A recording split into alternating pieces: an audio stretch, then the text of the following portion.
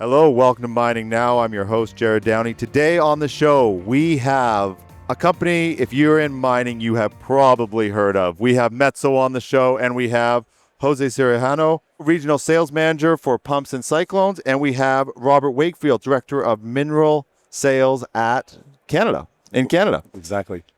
Gentlemen, welcome to the show. Great to have Metso on. What is your role with Metso? So, Mineral Sales Director, basically, I'm dealing with CapEx sales. So I represent Metso in Eastern Canada for Pumps and Cyclones. My title is sales, but basically I do anything that is related to pumps and cyclones. I work with Robert for capital projects, and I also support the clients directly for the day-to-day operations in terms of aftermarket, maintenance contract, etc. There's a kind of a bit of a theme on this episode, which is sort of managing risk. So that's correct. That always finding a way to actually make it a smoother process. And I mean, mining is such a big investment, just to do anything in the sector, especially if you're putting up a whole plant and everything. So you're on the ground actually seeing what the amount of risks that these clients are that they're dealing with. Even the risk that the communities are taking in having a mining operation come in, there's just so many layers. Can we talk about just your approach, like how Metso actually approaches that? And then I want to jump into some actually specific examples, like the modular crushing stations and things like that. But can we just talk about your approach first? Well, we know that customers in the past, they found it was all about finding the right ore body, high grades typically back then, and then establishing a mine plan and in a mineral processing circuit, right? But today, there's so much more involved, and this is where the risk is not only do they have to find an ore body that has usually lower grade, and they have water sustainability issues, water management, relations with the local community, because not everybody wants a mine in their backyard, and so there's a lot going on. The whole process is very complex. So we're doing things to reduce that risk, right? Make their life easier. If you were to describe someone that you'll see young people from universities coming to these events and you're describing Metso, how would you? Maybe I'll let you both do it, but how would you describe the company? I actually had to try to do that today to one of the producers. What do you say to people who are trying to just understand not just what you build, but sort of the vision you're helping for the industry? And just so we do understand just the scale of Metso. I mean, most people watching this show will know, but we should clarify the scale that you're working at. Maybe divide it up into both your key focuses. Just sort of the scale that we're talking about, the general equipment lines that we've got some on display over here. But just walk the audience through it. I think it's an important key to cover before we jump into some specifics. So we have some equipment here, the gyratory crushers right there. So it's end to end, right? From an entire mineral processing circuit, from crushing to grinding to flotation, filtration. Of course, I forgot to say thickening, and of course the pumps that go with it. So it's all that equipment, tying it all together and offering a customer end-to-end solutions. I also wanted to sort of, again, we talked about sort of what you're providing, but I kind of wanted to go into like the actual portfolio, just so, again, people who don't know, or even people that do, just lay out sort of what that portfolio looks like at Metso, because it is quite extensive. The org chart is very complex, but it's designed to allow us to be very responsive to inquiries and requests and price them, right? And people really appreciate the heritage brands, the Svedala, the Norberg, the Larox. Those products are always there. Let's talk about our Heavy Industry World Tour, brought to you by Savona Equipment. Find, market, and sell surplus and used equipment. And Corporate Traveler Canada, helping companies travel the globe simpler, faster, easier. We are heading to events across North America and Australia and filming episodes on location. Email us at info@crownsmen.com to be part of Crownsmen's Heavy Industry World Tour. Orica Digital Solutions seamlessly connects customers' physical and digital worlds so they can readily understand and optimize operations at every step of the value chain, from exploration to processing. Blast IQ Underground provides quality control and improved underground drill and blast productivity for superior blast outcomes. With the ability to view design, loading, and initiation documents in a central location, BlastIQ provides easy access to historical and key performance indicators that drive continuous improvements, enhance productivity, and reduce the overall cost of operations. To learn more about BlastIQ Underground and how it can support your operations, visit orica.com/BlastIQ Underground. As heavy machinery specialists for mining, SMS Equipment knows performance, like the performance they achieve together in a partnership dedicated to the success of their mining customers. At SMS Equipment, they're more than machines from trusted brands. They're the people beside you today and every day, bringing industry-leading technology and expertise to your mining operation. Because the right partnership makes everything possible. SMS Equipment, partners in your possibilities. Discover what's possible at smsequipment.com. When Autotech came into the fold, what was that? I mean, that must have changed the game. I mean, it almost changed the industry in a way. But you were coming from the Autotech side. You started with Metso, right? I started with Metso. Yeah, you started with Autotech. So maybe if you could speak to that, how things changed, and then maybe from your side as well, actually. So that was a big merger, right? Yeah. Like I said earlier, it's almost 5 years ago now. It's a sizable, two large companies and multinationals with great products. And then to form one multinational tier one company with end-to-end products. And one thing that I was impressed by the Metso side of things is how the service side is a huge part of their business. And so that was an eye-opener and a huge gain to offer to our customers. Did that interact with your segment at all? So for me, the merger gave us a big portfolio. So what happened with that is that it gave us the opportunity to put pumps into more equipment. And that was a big advantage for my team. And for the clients, it was a great thing because it helped us to evolve more into doing more solutions-based rather than equipment. And we are trying to evolve to be more solution provider. Because you're now looking at it from a more holistic perspective, so now the solution can sort of connect. Yeah, because imagine you are providing the equipment and something happens. It's like, well, I don't know what's happening around it. Right. But we want to look to what's around the equipment. CIM is Canada's leading technical institute dedicated to the sustainability of our industry. Members enjoy professional growth opportunities through CIM libraries, publications, webinars, societies, and the job board. Experience the CIM community firsthand at the Conference of Metallurgists, August 19th to 22nd, iCard, September 16th to 20th, and the CIM Health and Safety Conference, October 6th to 8th. Visit CIM.org for more information and join CIM today. Canem is a leader in steel fabrication and construction, delivering tailored solutions for commercial, industrial, institutional, and multi-residential projects. With 60-plus years of experience, they offer a wide range of products: steel joists, decks, structural steel, prefab building solutions, and more.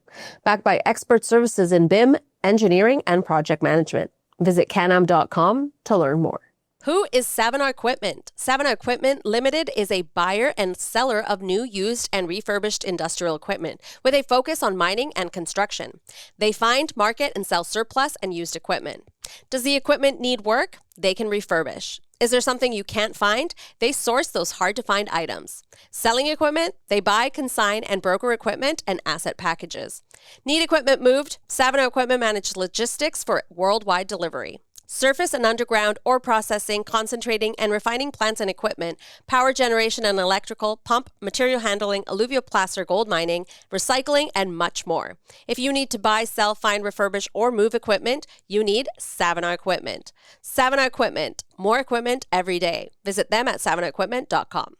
And other aspect that is important is that for me, this Metso in the merger and all the technologies, it's a continuous learning process because you are adding technology, you are adding companies, you are adding new equipment, and you need to really keep up to date with everything that is happening. What is the first call like when a project's starting?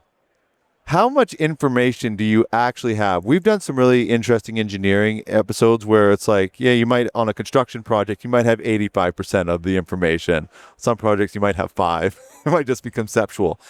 What are those first conversations like when the email comes in, we're going to jump on a call and have a start, even existing project or an existing client or a new client? It doesn't, those first stages, nothing's being built yet. We're just having a conversation. That's a good question. I mean, we've seen customers very prepared. They know exactly where they are, where they want. And we've seen people would just want to jump into the lithium market, for example. Right. Mine told us they got a call once. So what do I need to do to get into lithium? Well, you start with an ore body. I'm not kidding you. And he called a month later. Okay, I got an ore body. What's next? So that's a bit of an extreme case, but he's probably not the only one who's done it. Yeah. So that's someone who's literally taking cues, going, "What do I need to do?" and just starting. Yeah. Exactly. Yeah. And then some clients are coming in. When you say like fully prepared, are they coming in? Like, would they have it spec'd and engineered already? No, not always. Yeah, and sometimes it's very early stages, and that's when we like to talk to our customers, early stages, so we can have a say in how they can look at the flow sheet and the next steps in the studies, and then getting a better involvement and with their needs and explore that with them, support them better. Yeah. What is it like for you too? Is it similar? So projects takes many years. So you start with the study. So you start with everything is paper, and sometimes clients is an operation from a big client, or sometimes it's an operation from a junior client. So they don't have any funding, so they are doing this study to get more funding. Oh, so you'll be talking to the juniors right before, like, at greenfield level. 100%, yeah. Okay. So it's a very long process. When you are doing a project, it takes many years. So you're starting for a study, you're providing a budget that is about 10-15% accuracy, 20%, and then you're getting more and more accurate. So building a mine is a really long process, and I can say it takes many years. Also, another thing that happens is you need environmental permits. So many steps to go through, and when you start to when you finish, it's like, even a prepared client, it could change. They could be 80% prepared, but they could change 200% by the time the project's done. Oh my God, for sure. Yeah. Sometimes when you have a stage, when you have an engineering firm working on the project, in the next stage it could be another engineering firm. Right. Yes. Right. Or halfway through. Or halfway through, yeah. But maybe let's get into some specific examples. I mentioned the modular crushing stations. They're sort of one of my favorites, but I want to get into other ones. But let's start with that. How is that on that particular those particular units? How is that approached? So, because Metso supplies all of the equipment, right, from the crushing to the screens, the raw and the conveyors, it was just natural for us to say, what can we do better, right? What can we do to help our customers? So we have a design team that does this day in, day out, design circuits, crushing circuits, and so they are able to offer the equipment to optimize a circuit, offer to consider safety in the equation, and servicing as well. And the services part is so crucial and can be overlooked in the whole design. When you see modular though, how similar is one design to the next? If that makes sense. Like, is there any element of a plug and play on a mining circuit when you look at a project and you're starting to build it? Or these mines are so remote, the landscape is different. I'm just trying to, for myself, wrap my mind around how you approach the design. So the circuit, it's about a material handling issue, and that's designed with that in mind. But the team that we have, they'll design the equipment that's integrated into modular components. And that's the big gain, is that the design phase to establishing modular components is really fast, and the delivery of these modular components is faster than the traditional approach of stick build. So with that approach on the modular side, how does that actually affect the operation on the ground, the customer? That's where they see the biggest gain. As these are modular units, they're easily assembled in the field. There's no welding required. They're just bolted together. So we found that we save a lot of time compared to the stick build approach. In fact, we surprise our customers by how fast our modular stations are built. Well, I was actually looking through on the notes. I think it was the thickeners, maybe it was maybe the thickeners and the flotation cells, right? Yes. You bring up a good point. No welding which doesn't actually make sense to me because I'm not designing it. So I wanted to actually ask you about that. So these units are all pre-assembled. So we fabricate them, we pre-assemble them, then they're shipped to site, right? So they've been pre-assembled. They'll fit once they get a site. They'll fit. Yeah. And I'm sorry, I have to ask this 'cause I can't help but like I've worked with some of these crushers and I haven't even worked with some of the big ones, like the big cones and that. How is that being shipped? Is it like some of them they're just their size? Like how are they being brought to site? They're brought in pieces, in sections. Right. And they're assembled in sections. Yeah. So like a float cell, a cone, like all these are getting bolted together on site? Oh, for sure. Wow. So float cells, thickeners, you can have a 50-meter thickener. There's huge units. Gone are the days where there's welding of those thickeners on site. It's so much easier and safer to have these designed properly to be bolted on site, right? And these are pre-assembled as well at the fab shop and then shipped and then assembled on site with bolts. No welding. Customer, is relieved. There's less. It's a safer site. It's a shorter duration. Right. So it lowers the risk. So in the pump, can you maybe drill down into the specifics of the pump side of things? One of the characteristics of my job, different to another, is that pumps are everywhere. Right. Yeah. So the pumps are installed from the front end, from the grinding circuit. So we have crushing, we have grinding, we have the back end process, and we have the tailings. So the interesting thing of pumps and cyclones is that they are all over the process. Let's say you're the lead on it. Then are you bringing in different departments then to try to sort of piece it all together? Because Exactly. Even for myself, I can't quite wrap my head around just the scale Metso is working. You're putting the whole plant. It's exactly. It's such a big project. So if it's let's say a 5-year planning project, you'd work on the pump section in correlation with what everybody else is doing, or is it done like in different stages over the years? So the way I understand is like we are a multidisciplinary team. So Robert works with different technologies. I represent pumps and cyclones. So it's a lot of teamwork when we're doing this. So Robert integrates many technologies and I work with Robert. Sometimes my opportunities come along with pump itself. But Robert integrates all the technology, so it's not just Robert. It's like a team behind of experts, people managing all the budgets, all the quotations, all the designs. So I can say it's a big team effort. Right. What about filtration? I want to get into that a little bit because that's sort of your baby. So again, through that risk management lens, how do you approach it through the filtration side? So in order to reduce the risk, the idea is to integrate the optimal pump into the specific equipment, and this is a really complicated process. In many cases, and in my experience, the performance of the pump depends on how well the engineer understands the systems.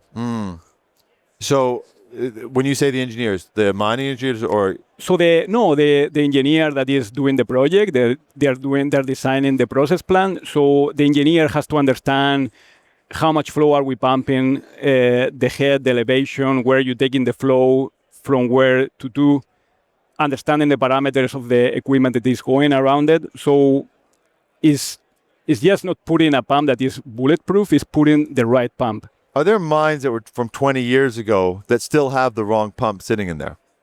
Like how easy is it to get wrong? Or is it down to a good enough system if you have the information, get it right? So there are many pumps on a process plant, and you know when a pump is wrong because you are replacing liners every 2-3 months when you should be replacing liners every 6 months or every year.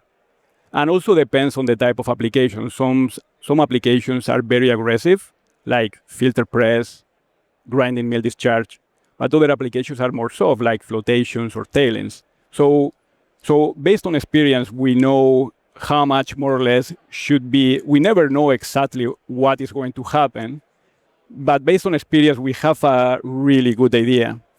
But in many processes, I can summarize that the sizing pumps plays a very important role, especially for filtration.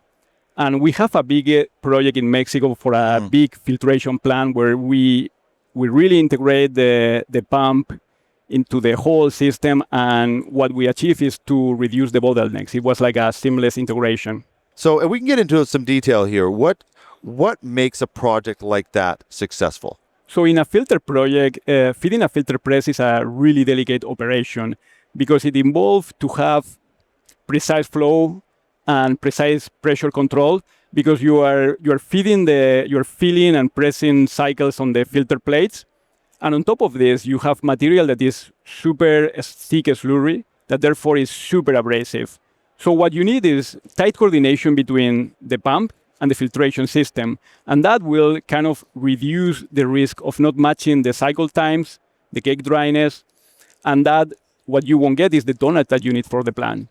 So another thing is when the integration is done by Metso, by the OEM expert, this risk is mitigated. And what I can say is that this is a multidisciplinary effort. It's like, it's not just the pump specialist, it's also the filtration specialists that they're working together. And that integration is what helped us in Mexico to all reduce the risk. And I just called last week, how is it going? The pump, the filter is like, no, it's growing how it should. It's getting the tonnage and it's doing the filtration. And no, they're super happy with that. Yeah. Is there, you said clients are surprised. What is it that are you still getting a client that's not realizing this is, or is this pretty in tune? Do people understand this is sort of becoming the industry standard? It's pretty well our standard. Okay? Right. In what I'm saying, customers are surprised today is when they see our crushing stations, the schedule for the erection. Oh, I see. Well, the overall schedule. And we show them how they save time in the engineering, in the fabrication, and then when it gets to site, they're very surprised by how fast it gets built. Where is the cost savings on the engineering? Because you don't have to build it in a design that a welder essentially needs to be able to know, okay, I need to do this exact little thing, or where is the big difference? For us, we save the customer time and engineering because we have a team that does this day in, day out. They're designing crushing stations all over the world. And so for them to see a station design and change revision 1 to 10, for example, right? For them, it's no big deal. To your traditional EPCM company, they don't see that many opportunities to design stations. So we have a team that does this day in, day out. Right. This maybe doesn't make sense, but I'll just ask it because I get to do this for my job. Does this approach also, if there is something that changes, does it allow for a little more flexibility then? Because you're still manufacturing this massive equipment, and now, this is going to shift over 100 yards on the side of a mountain. That's a really good point. Modular does not mean it's fixed. Modular that's where our guys shine. They'll take the customer's flow sheet, optimize the equipment for that flow sheet, and then they determine how it's going to be built modular. Can the customer come and say, oh, I want to add a screen here, I want to do that there, grizzly, no grizzly. Right. We help them along with that. We consider the service aspect, we consider the safety aspect, and once that's done, then we establish the modular components in that design, and then it's released for fabrication. Would that be the same for, I know I'm kind of blowing through some of these, but like the grinding circuit as well, like your ball mills, your sag mills, would that be all fall under the modular? No. Rather than, okay. Well, we do some components. I was like, there's got to be some limit here. Okay, sorry. Yeah. So there are some modular components around the mill. Right. There are, and that's one gain that we offer our customers is we try to do as much of that as possible. And another gain for them is the finite element analysis. That's a very complex review of the stresses involved in a mill, and that's something that we do in the proposal phase.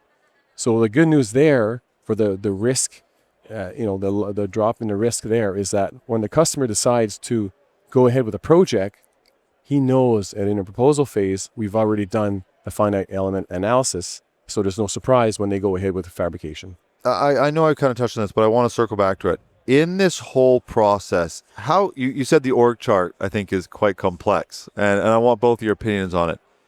Is it still a challenge? Is that sometimes the value of a company is in being able to tackle the challenge, not because the challenge is easy, but because the challenge is hard? Is it still a big challenge, though? You've got these huge projects. You've got pumps. You've got crushing and filtration, and it just goes on and on. Is it still, you just know how to do it, but you still have to do it? For sure. What I'm saying is that challenge still, you're still getting projects going, okay, here we go. Like, we got to put this all in. Like a grinding circuit. I mean, the investment in it is just this huge number. It's just a massive number. And time. And once thing actually turns on, make sure it works. And, the risk, you talk about risk management. I mean, that is a big one. Absolutely. So we're customer facing, right? But we have a huge team of colleagues, experts. Some are in North America, some are in overseas, and they work together in optimizing the delivery model, the delivery that offering proposals obviously starts proposals, and then it starts with discussions, having technical discussions. So yes, I'm customer facing, so I'm an expert to identify what the customer's needs are. And then do I do a deep dive into the grinding? No, I don't. I've got colleagues who are much better than me than that, and same with the other areas of a flow sheet. So another aspect where on the grinding mills I would like to add is that pumps and cyclones are also bundled with the grinding mill. So we come from a grinding mill to a grinding circuit, and the advantage for the client is to extend the battery limits from the mill all the way to the cyclone overflow. Because cyclones, pumps, they're always on the grinding circuit. Mm-hmm. So that is another aspect where we like to give a better solution for the client. Jose, what would you say the biggest risk to the mining operation is, though? The biggest one they're managing from their side, even if it's in the day-to-day? So the first one that comes to my mind is health and safety. And when you think about health and safety, you are thinking of people behavior in the plant to make sure they're safe, which is extremely important. But the other one we have as an equipment provider is provide equipment that is safe. Basically, you provide the equipment that is safe to operate. They have good lifting points, guards. So the operator is safe when they're doing maintenance. So basically, we want to, sometimes the client tell us, hey, this is not the cheapest equipment, but what we aim is to have an equipment that is easily repaired, that is held on the safety for the operators. The other point I wanted to discuss on this risk mining operations is about the supply chain. Like, supply chain is a challenge. You supply equipment, then the plant is operating, they're doing a shutdown, and then they realize they don't have parts. And then how long does it take? It takes X amount of months, but I need it for the next shutdown. So what happens here is that's really important to work with the client, to partner with the end user. It's a teamwork in order to get the right balance of spare consumption. Mm-hmm. So because at the end, what we want is minimize downtime, because every hour a client is not operating, they are losing a lot of money. And communicating that, like you said, it might not be, especially the upfront capital might be higher. But then if you look at even what I was wondering, kind of going back to my question about, is there pumps that are still from 20 years ago that it's the wrong pump? The same question is about energy inefficiency. Are there pumps from 20 or processing plants from 20 years ago that just a few adjustments and they could be that much more efficient? But now it's all worked in. But is the design of the plant, people talk about reducing energy efficiency, you hear it over and over. How much does the design actually affect the consumption of energy? When people talk about it, are they talking about 1% or are they talking about 20%? Because it's a buzzword, you hear it, but you don't actually know how much the design is affecting the energy consumption. I know it's a big question, but I am quite curious about it. When we sell equipment, I always tell myself to sell equipment responsibly. And that's in order to get these sustainable targets that you are talking about, sustainability targets, etc. But what you're saying about energy is very important, because the energy consumption depends on how well you select the equipment, how well you integrate that equipment into the plant. So equipment integration and equipment selection in pumps, for example, is important, because the right pump will consume less energy. How about from your side? On many projects, some projects, you see they have trouble getting permitting because their equipment on the flow sheet is drawing too much power. That's why we like to get involved early to help them along with that. Well, that's sort of leading to the question I was going to ask, actually, is, let's say it's a company that's really well prepared. How often are there, maybe they're at 90%, they think they've got it, or they think they're at 90%, and then you go, no, we can... and I want to clarify, can you ever make an offering that says, no, you're going to reduce your energy consumption by 10% if you take it this direction? Does that kind of conversation happen? Or if they've got a design that's 90%, how close are you following that design if you weren't on like that first stage? For pumps, if you select the right pump, you get a 20% energy savings. Right. 10%, 20% if you... Within that part of the energy consumption, not within the whole plant, but in the consumption of the fluid exactly. handling. Yes, by changing the type of impeller, the changing the parameters, the changing the model, you're really aiming to save energy. Right. So that's a big area. But like on a grinding surface, if you need to put a certain amount through the crusher, there's going to be a certain amount of energy. For sure. Right. Yeah. And a lot of that energy is lost or consumed in grinding, in the reduction of the particles, and fine grinding, especially. There's a lot of energy consumed at the finer you go. Yeah. So, if you wanted to leave the audience with, just something just to have in mind after hearing this episode, what would it be? it would be that Metso reduces risks at every phase, be it sustainability, safety of their equipment, fabrication, and delivery, and that this helps our customers in turn move forward with the confidence and efficiency with their projects. To wrap this up, I want to ask both of you the question. What is one of the most challenging questions that you'll get, or that people go and you, like, it's a big concern and it's a real challenge when you're even securing a project for them? So for me, the biggest question is how long it's going to last. How often I need to change the That's still the big one, eh? Some things don't change. and it's really hard when on a greenfield project. So basically we use based on other experience, and we give a good forecast, but we upfront tell the client, look, this is my best forecast. This is based on different similar projects. But it's really hard to. Sometimes we get it, but sometimes it's just based on experience. It's like asking how long a car will last. Well, depends who's driving. Yeah. From Metso's point of view, we're very mindful of delivery. Yeah. We've got a huge team, very professional team of delivery, and we get compliments, and of course we get some feedback that's not always positive. And I think it's the way we react to that negative feedback that makes us better. Well, I instantly don't trust the company. Unfortunately, there has been a few on here that go, no, there's never any challenge. Come on. We're in mining. The whole industry is the challenge. It's challenging. That's what makes it such an amazing industry. But Jerrod, we have these calls that are super difficult, and then lead times, and then we're live. But sometimes you get the calls that, hey, we did a change on the equipment, and then overperform the plan. We reduce the downtime. Yeah. And that's what makes my job special. Yeah, no, it's special for me to do this episode. It really is with Metso. I mean, you have so much respect in the industry as a company, and so for our little show that started 6 years ago, and of course we built up to kind of a large audience. But it's not lost on me. It's quite special from being a kid, inside some of these sag mills, cleaning them up and doing those sort of things, to now being here doing an interview. It's pretty special. So thank you, and I hope we do it again. Thank you. As a closing, I would just want to say, for us, we feel privileged not only just to be here with you to do this, but to be employees of Metso, to be able to represent them for this. Yeah, it's such an honor. I mean, my daughter was telling me, "You're lucky, Papa. You're called to do this," and I was like, "Yeah, I'm lucky. I don't do that every week, but it's kind of special, to be honest." Well, everyone, that is the first and hopefully not the last episode with Metso on Mining Now. Thank you very much for watching. We will have, as long as it's okay with both you, we'll have a link to both your LinkedIn if you want to connect directly, and of course, links to follow Metso, visit their website. We will see you on the next episode of Mining Now.